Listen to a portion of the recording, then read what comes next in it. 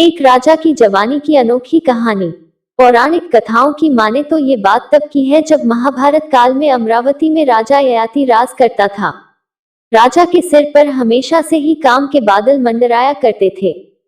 एक बार की बात है जब ययाति की पत्नी देवयानी गर्भवती थी। उसके बाद से ययाति अपनी इच्छाओं को पूरा नहीं कर पा रहा था। वो बहुत बेचैन रहने लगा था। उसके लिए एक एक पल काटना मुश्किल हो रहा था। तभी एक दिन महल में घूमते घूमते एक दिन उसकी नजर देवयानी की दासी शर्मिष्ठा पर गई।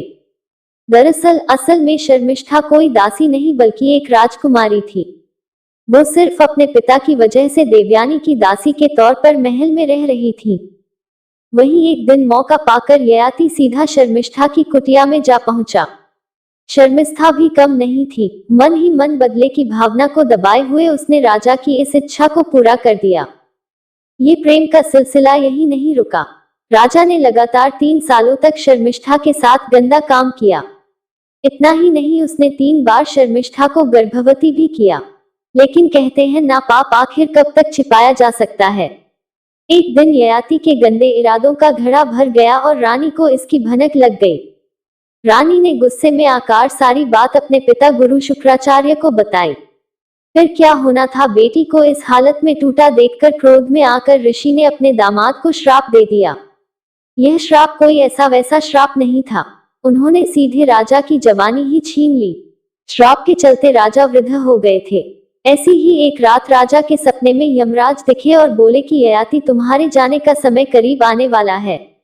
वहीं जैसे ही अगले दिन यमदूत उसे लेने आए तो वो उनसे अनुनय विनय करने लगा और कहने लगा, हे यमराज, मेरी ये हालत श्राप के कारण हुई है, लेकिन अभी भी मेरी बहुत सी कामनाएं अधूरी है। कृपा करके आप मुझे 100 सालों का जीवन और दान के रूप में दे दें। जब काम से मेरा पूरा मन भर जाएगा तब मैं राजी खुशी आपके साथ चल दूंगा। बार बार जिद करने की वजह से अंत में यमराज को भी ययाति पर दया आ गई और उसने उसके सामने एक प्रस्ताव रख दिया।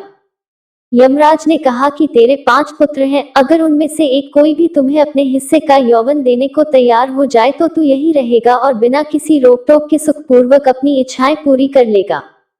इसके बाद वो एक एक करके अपने सभी पुत्रों के पास गया और बेशर्म होकर अपने पुत्रों के सामने यौवन की याचना करने लगा। लेकिन उसके सभी पुत्रों ने उसे मना कर दिया। पर फिर अंत में बस शर्मिष्ठा का छोटा पुत्र पुरु इस बात के लिए राजी हो गया। उसका ये त्याग देखकर यमराज पुरी को समझाने लगे कि पुत्र, तुमने अभी देखा ही क्या है। क्या तुम इस संसार के भोग को भोगने की इच्छा नहीं रखते?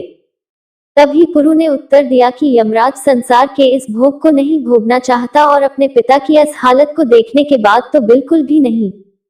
बता दें दोस्तों, पुरु से प्राप्त हुआ यौवन के बाद एक बार फिर से ययाति अपनी अंधाधुंध काम की भावना को पूरा करने में लग गया और कब इन सब में 100 साल बीत गए उसे पता ही नहीं चला। फिर क्या था, एक बार फिर मौत उसके सामने आकर खड़ी हो गई।